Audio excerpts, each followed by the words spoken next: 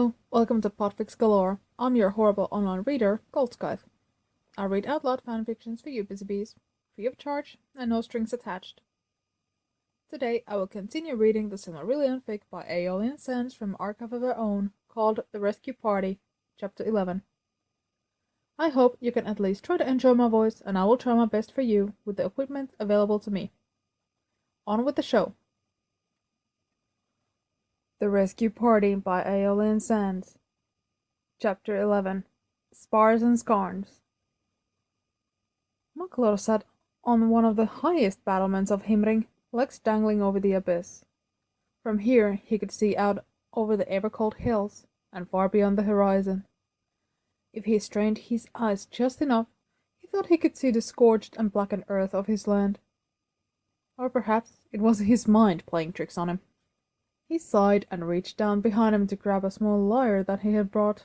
Clear, lonely mornings like this deserved a song. He was just about to bring the instrument to rest on his lap when something cold hit his head. A shot of adrenaline burst into his veins as he steadied himself on his perch. Growling, Makoto leapt off the wall, landing in a crouch to face whatever traitor found it amusing to knock him off the high embrasure. Glancing up, he saw to his surprise Madros, dressed in light armor, wielding an imperfectly formed snowball in his own hand. "Everyone always consoles me that spear is just as good as a bow," his elder brother was saying as he awkwardly tried to pack the snow together using his right forearm as a sort of a mallet. "But they never told me the replacement for making snowballs." Makor straightened up and held his hand up, waving it slowly back and forth. For several seconds no one spoke. "By Alva's beard, are you concussed?" Madras asked. "What are you doing?" Makor humphed. "I thought you might be blind, seeing as I was clearly relaxing on the wall and you almost sent me straight to Mondos." Madras smiled, reaching for one of the two wooden swords that were laying against the battlement. He tossed it to Maglor, taking its twin up in his own hand. "Then here's your chance for revenge." "Helio!" Maglor shouted aghast. But before he had time to question his brother further for his sudden and uncharacteristic bout of playfulness, the lot of Himring leapt at him with the speed of wildfire. Warhound instincts led Maglor to hold his sword in a defensive position and intercept the blow, the impact reverberating through his whole body. Maglor swore as his brother pressed down on him, but he held firm, loading the additional weight on his back leg. He gritted his teeth and stared at his brother's grey eyes through their crossed blades. There was a glimmer of something almost feral shining in them, and Magalora Kanafinwa felt the deep-hidden embers of his feal leap. Might even wanted to pick a fight? All right. It just so happened he had been in a mood to hit something lately. Maglor exploded upwards like a loaded spring, knocking Madras momentarily off balance. He danced nimbly around his brother, but Madras whirled like the wind and their blades clashed again. Yet Maglor was in no mood to let Madras use his strength against him. He drew back and aimed for his legs. Nelly leapt backwards, dodging the blow. The former Lord of the Gap felt weeks of suppressed anger and rage surface in his spirit as he advanced on his brother, their swords clanging and clashing at each blow being stronger than the one before it. Within a few steps, Maglor had Madras backed up to the tower staircase where he pressed his advantage. Yet Maitima was unyielding. He twirled his blade in an attempt to disarm his younger brother, and while Maglor held his sword, the moment's destruction was enough. Madras turned and ran down the spiraling stairs 3 at a time. He was not getting away that easily, Maglor swore as he chased after him. The two of them emerged on the lawns of the fortress, now mostly free of snow, although it still gathered in banks and in shaded spots. After leading them to open ground, Madras turned and swiped for his brother's head. Maglor ducked and made a swing for Nelia's ribs, but he was too slow. His brother spun, red hair trailing him like fire, and attempted to slam his blade into his brother's back. Maglor turned in time, and their dance continued. For a moment, he wondered if any of the servants could see them.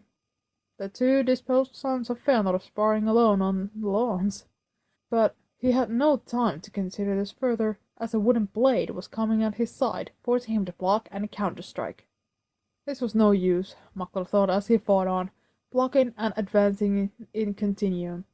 Matros had two great advantages in swordplay. Well, really three if you counted the intimidation factor. First, he was strong. Even with one hand alone, his might was matched only by a few. Second, his endurance was legendary. Maitama could endure and endure and endure. There was no wearing him out. So that meant Maklor had to end this fight, and soon. He snarled and pressed his own strength of speed and agility, wishing for a sister blade in his other hand. He nevertheless began a renewed assault on his brother's guard, first striking left, then right, then low, then left again. His body felt like a perfectly tuned instrument as he felt his muscles work, and he prepared to send the next strike crashing down on Madra's shoulder, hopefully forcing him down. But just as he sent the blow raining down, something made contact with his legs, and suddenly Makor saw the sky.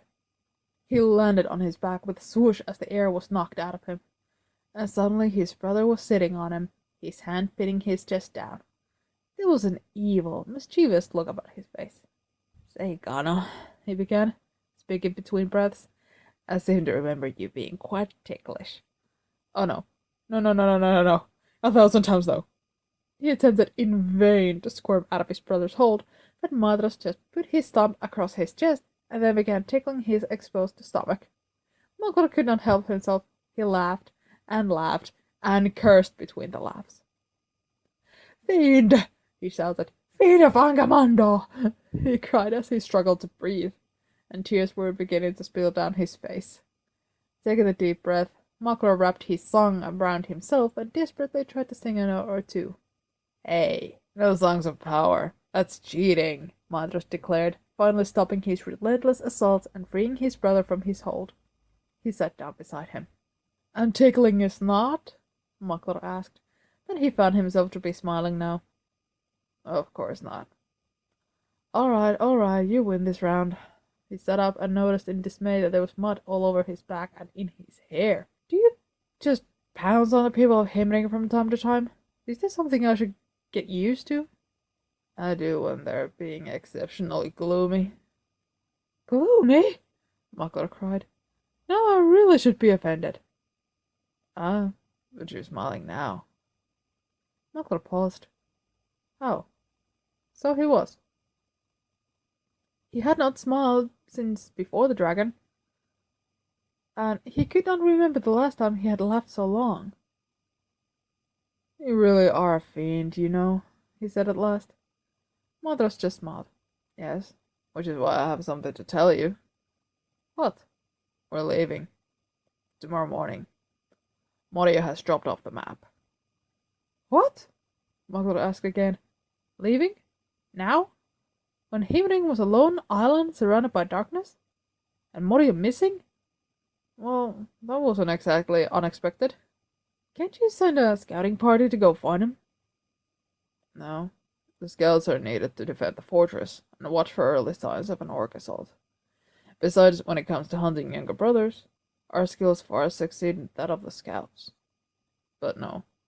Besides, it would be wise to check on Tuakka and Kurvo in Nargothrond. I would be lying to say that I'm not nervous about that arrangement." "I'm surprised Vindarata took them in." "Yes," Madras replied, leaning back on his elbows. "From Nargothrond, I was hoping we could continue north to Hithlum. It's where our fealty to our new king." "Do you know if Vindakana would understand if we wrote a letter instead?" "Yes. But I'm worried for our cousin. A huge weight has been dropped on his shoulders." "So you're still playing Motherbird and want to check on all your chicks?" Madras threw him a look. "It is true." "I want to follow in Moria's footsteps. We will head south to Mons Amon Ereb and follow the Andram Hills westward." Makor sighed. "I have my reservations about this, but I swore to follow your lead long ago, so I will do so." Karanthir had seen the sails on the horizon since late afternoon and had been tracking the lone boat as it sailed ever closer. Deciding that it was bound to make landfall just south of Sirion Delta, he had set up a humble camp among the tall reeds and waited. Staring into the fire he had built, He allowed himself to breathe a great sigh. It was nice out there, away from the constant energy of his brothers, and far from the growing shadow of the north. It was peaceful and quiet except the waves gently washing the shore. As the fire danced, he found his mind wandering. Who had Ulmo sent from the west? Naturally, Garantir assumed it was a Vanir or Teleri party. The Teleri were far most likely to take to the seas, but Garantir highly doubted that Alwa would send anyone to save the Noldor from their doom, even if Greycloak still lived here and even if asked by Avala. Thus, it had to be a group of Vanir. Only Ingwe's people would be pious enough to obey Ulmo, or another of his order against common sense. But then again, hindsight was perfect, so perhaps even wise King Ingwe lacked the sense on how cruel life in Beleriand could be. Garantir laid down on his side, banishing such thoughts. He did not care to think of Beleriand anymore. Instead, he just wanted to enjoy the warmth of the fire. In time, he found his vision glazing over as sleep threatened to take him. He was almost in Irma's realm of dreams when "Freedom!" The war cry shot at the peace of the evening. Garantir was on his feet at once, hand reaching for his sword. There was a loud splash, and Garantir looked up to see before him the boat he had been tracking. Something had fallen over the side. And what was that? Was that someone swinging from the main line? Garantir of Tharagelian blinked 3 times. This must be some nightmare. This could not be the noble Vanir to come to save them from their folly. Because there, swinging on a rope from a tall mast, was a dark-haired figure that looked suspiciously like his father. "Freedom!" the figure cried again as the line reached the peak of its path and accelerated through the base of its arc. All the blood drained straight out of Garantir's face, making him appear even paler than normal. No, it was not possible. That was not his Atar on a boat. The elf swinging from the mast let go as he swung out of the bow, leaping onto the beach where he landed in a roll at Garantir's feet. He unfolded himself gracefully and stood. "Mori Finway, is that you?" the spectre greeted with joy, opening his arms for a hug. Garantir took 2 giant steps backward from the grinning ghost. Something was wrong. Something was very, very wrong. Every instinct in his body told him to run. "Mori Finway, are you drowned?" a laughing voice called from the boat. Garantir froze. He watched in a stupor as a blonde head emerged from the waves. "Never, my lady," his uncle's voice called from the waters. But Garantir didn't see him walk onto the shore. Nor did he see Fingolfin helping Owen down from the ship. And he did not turn to see Anaida leap off the bow onto the sand. All he had eyes for was the woman leaning over the gangway, red hair tossed about her by the sea breeze. "Amila, what's wrong, my son?" the elf before him asked in the visage and voice of his Atar. But Garantir could not move. He stood there in shock as strong arms wrapped around him. "We're here now, Morio. It will be okay." Atar, Garantir found his voice enough to utter that one single broken word. The arms around him squeezed him tighter, then released him. Fëanor himself stood before him, smiling widely. "Yes, it is me." And then the ghost turned and pointed to a sopping wet Finarfin, to Owen and Anaida, and Fingolfin between them. "And here's your Gornistir. Gornistir, is that you?" his Amila called from the ship. And then her graceful figure was leaping off the deck to sand. She raced to her son, pushing Fëanor to the side to embrace her child in a bear hug.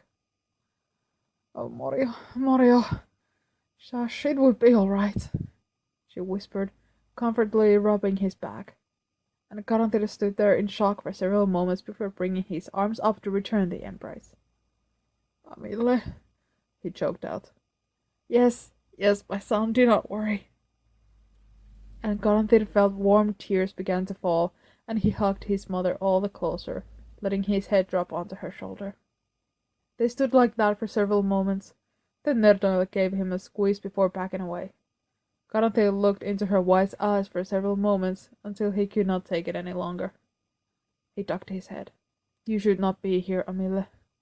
We are cursed here in this land. Cursed because of the blood we spilled. You should not embrace me so. Leave me and go home before you break my brothers' hearts. Nerdonal's gaze softened. Oh, Moria, I know what you did. I know what your Atar did. But unless you can look me in the eye and tell me that you do not regret your sins, unless you can tell me you feel no guilt, no remorse, then I will never be able to deny you my forgiveness and my love. Konstantin looked at her for several moments. Your forgiveness is not enough to save us. You should be gone from this cursed place. Nerdonal crossed her arms. If this family is destined to burn in fire, then we shall burn together. And if the oath calls upon you all, then I should be there to fight it, she replied resolutely.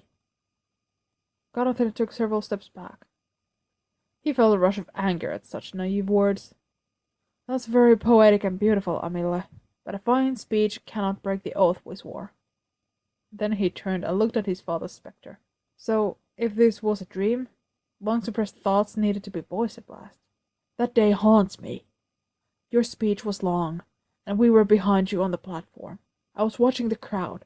Then suddenly you were jumping, drawing your sword. Kurva then followed, and it seemed like it was scripted part of the speech. And though I did not understand what was happening, I rose as well. We repeated your words as you said them. Konstantin took a shaky breath before continuing. Because you were our Atar, and we wanted to make your message as grand, as dramatic as you wished. Always we were faithful to you. But I doubt any of us understood the significance of the oath till it was over. Even in the confusion of Alqualonde. Still, I didn't understand the oath-born conviction that was compelling me. It was not until later. Not until you were dead. And Mighty Magon. And Magalata breaking. That the full extent of our folly and damnation hit me. Are you claiming that I knew? Fenrir asked quietly. I am claiming you are responsible. And while each of us bear equal responsibility for our own words and actions, your guilt is still the greater. And you, he said, whirling on a startled Fingolfin, you were supposed to be better. What were you thinking? Challenging Moringotta alone? Fingolfin did not reply. Konstantin scoffed. And you four. He nodded at the women and Finarfin. How could you forgive so easily? They, he said, pointing at the both dark-haired sons of Finwë, abandoned you and took your children with them. Is Valinor such a paradise that everything is always rainbows and kittens and pearls and kisses? Here, if you trust the wrong people, you are dead. And for some kindreds, there is no return from the grave. Ervan walked forward then, and although Karanthir took a step back, she was still able to reach out and grasp his hands. Nephew, he began quietly, it was my family's blood that you slew with these hands that I now hold. How can I forgive so easily, you ask? And she turned and looked at the other elves gathered around her. Because on one hand, it has been several centuries since Alcolonde, and already many of the slain are returning from Mandos. Time makes it easier. And second, and far more importantly, neither you nor your father are Moringotto. You are not truly evil. Your family, in one terrible hour, allowed emotions and rage to consume you. Should I do the same? Should I take my anger out and kill you in revenge? Or perhaps cast you away till the darkness consumes you?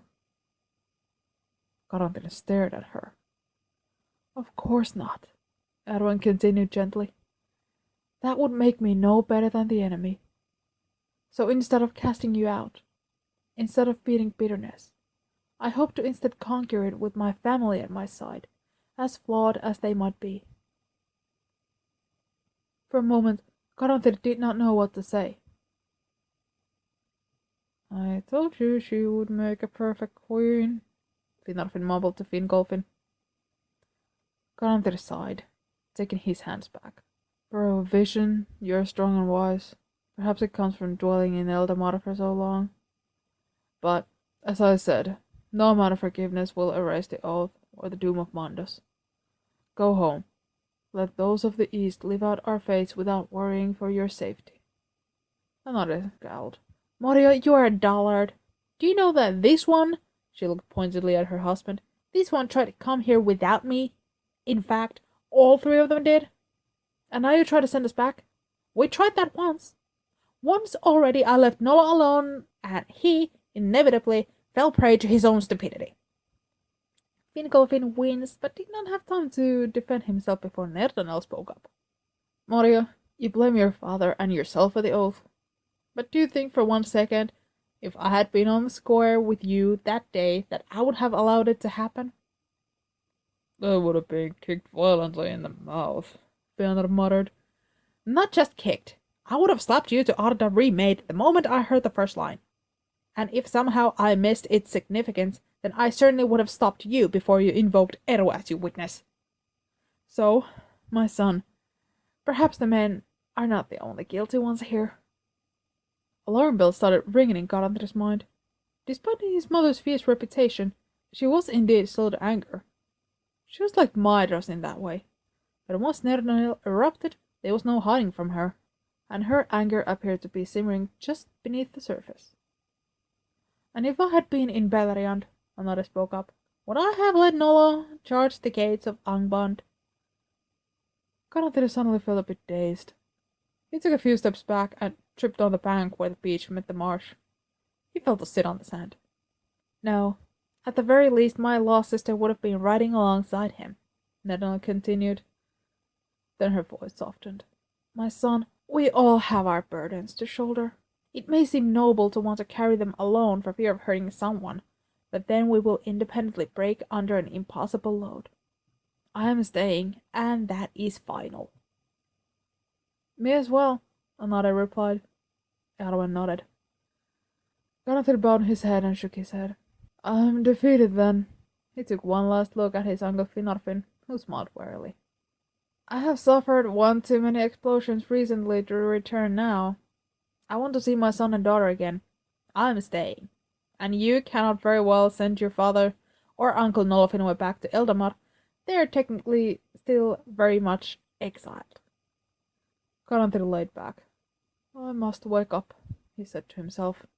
He thought he heard footsteps approaching, but then he heard his father's voice. Give him some space, Fëanor ordered. He no doubt was not expecting all of us at once. Come, the campfire is waning and someone needs to tend to it. Finkelfin turned then, running to get the open flame before his brother.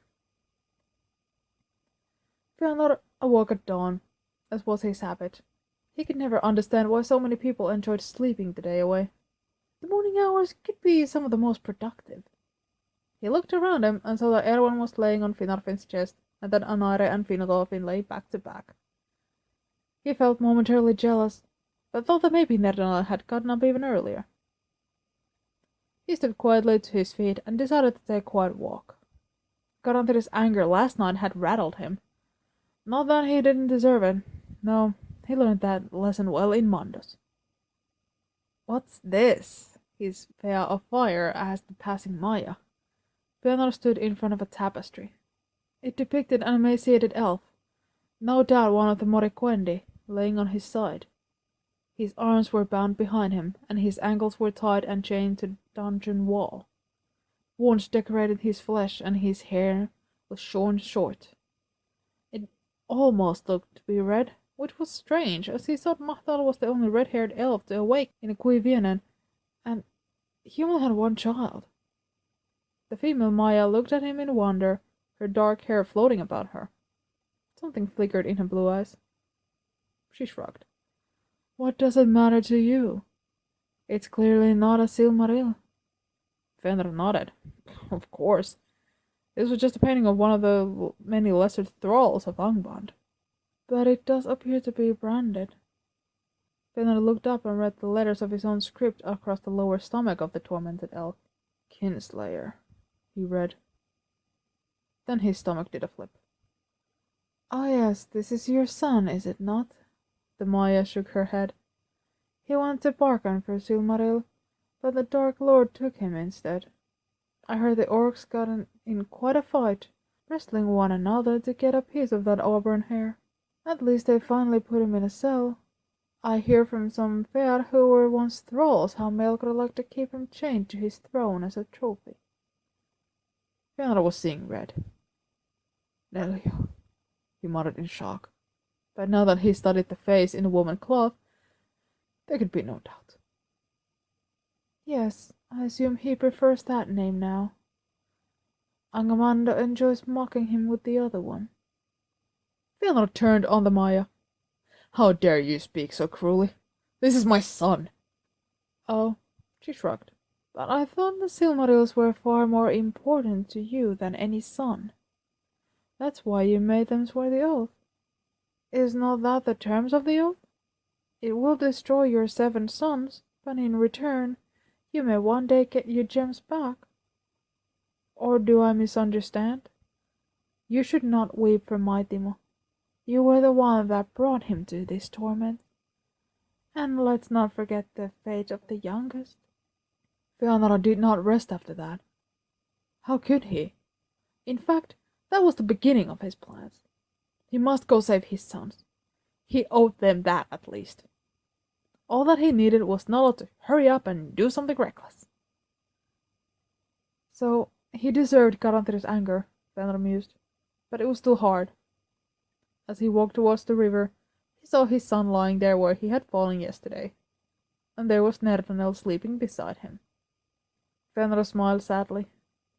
Manwë bless his wife. Not wishing to wake them, he continued to the river. Somehow, someway, he would find a way to make it up to all of them. But he needed his mind to be clear. He took a deep breath and stretched his arms out in full circles, working out the last vestiges of sleep. The reeds were tall and a bit difficult to walk through, so he stayed on the slow-moving waters instead. Taking his boots off, he waded in a few inches and began meandering his way upstream. After about 20 minutes of slow wandering, he saw something shiny half buried in the sand. Pulling up his sleeve, Fëanor bent down and pulled a rock out of the water. It was off-white, with small red gems hosted within it. The smith's eyebrows rose. It was a skarn hosting garnets, maybe grossular. It was hard to tell, and some sort of pyroxene, perhaps ojite. He held the garnets up to the light so they glittered. While quite beautiful, it was not the garnets themselves that interested Fëanor, but the implications. He had long theorized that skarns would make excellent ores for mithril, given the right fluids, and without a doubt, they could host gold, copper, and gemstones such as beryl, topaz, and tourmalines. Unfortunately, Valinor was quite low on skarns, likely due to it being the Valar's chosen home and thus being part of the world that was always above water. But that might not be true for all of Beleriand. Fëanor! Fëanor snapped his head up. Eagles of Manwë, have you not heard me calling you? He looked on to the shore to see Fingolfin standing there. Look, Nala, he shouted, holding up the rock. It's a— Oh, absolutely not, Fingolfin responded in his authoritative voice, staring in horror at his brother, who stood grinning in the middle of the river, with a rock held over his head. It was enough to make the former High King march into the water and attempt to drag his deranged sibling back to shore. No, I'm serious, Nala Finwë, Fëanor said when his brother grabbed his arm. If my calculations are correct, then this rock may come from a great deposit of mithril. Carbonates have just the right composition to— Fingolfin started bodily dragging him through the shallow waters. Konstantin awoke that morning to shouting. Damn it, Ulma, he muttered. What did you say? He turned to see his mother glaring at him. Nope, that was supposed to be a dream. Why are you still here? Aren't you a vision? Nerdanel stood and put her hands on her hips. I am not Garnister Moria Finwë, and you are grown and responsible now. You should know that damning things has never gotten anyone far in life. I suppose. Konstantin shrugged, and Nerdanel offered him a hand. Konstantin stood and shook off his tunic. He looked at his mother and nodded. She was here now, and that was that. Just promise me one thing, he asked. Nerdanel raised an eyebrow. Try to stay safe. His mother smiled. Of course. Now, which one of us wants to deal with whatever no doubt unsafe things that is happening up the river? Another appeared then, whirling Erwin's trident. That shall be me. Anyone here is going to teach me how to fish, she proclaimed, then marched into the reeds, silver-haired Erwin following. Finarfin stood there looking like a lost puppy. Konstantin's curiosity got the better of him, and he followed his aunts, his mom, and uncle falling into step behind him. Stand up, you useless baggage! Fingolfin was shouting, and Konstantin peeked over the reeds to see his father was laying in the water and that his uncle was pulling him up by one wrist. Fëanor spluttered. Useless baggage? Yes. Oh, I heard, brother. I heard from your own people what you called me. But looks like you were just deflecting your own deficiencies onto me. Deficiencies? Fëanor asked aghast. That does it, brother! And then Fëanor stuck and tackled Fingolfin, and both of them went down in the slow-moving river. All right, Anaida, Konstantin heard Erwin whisper. The trick is to engage your core muscles when you throw it. Use your whole body. Yes, deficiencies in both moral and physical sort, Fingolfin shouted while he grappled with his brother. Before Fëanor could respond, he was underwater at the moment, the trident slammed into the sand inches from them. Suddenly both elder elves stopped. Fingolfin turned around, his hand still holding a fistful of Fëanor's tunic, and Fëanor gasped for air, one hand holding a rock? But it was his Athar who reacted first, reaching for the trident with his free hand. Fëanor Gurafinwe! Nerdanel shouted. And Fëanor stopped. Fingolfin let him go. I cannot believe this. Not even the twins were so bad when they were 5. What are you? How many thousands of years old? You are embarrassing your son and nephew. Nerdanel motioned at Konstantin. Konstantin would have been embarrassed, maybe, if he were not looking at the glowing eyes from the opposite shore. Damn it to all iron hells! And of course, in the chaos of the morning, he had left his bow where he had slept. But the wolfish eyes did not lunge for any of the elves. Instead, it slunk away. Konstantin grimaced. Things were going from bad to worse. End of chapter 11. Stay tuned.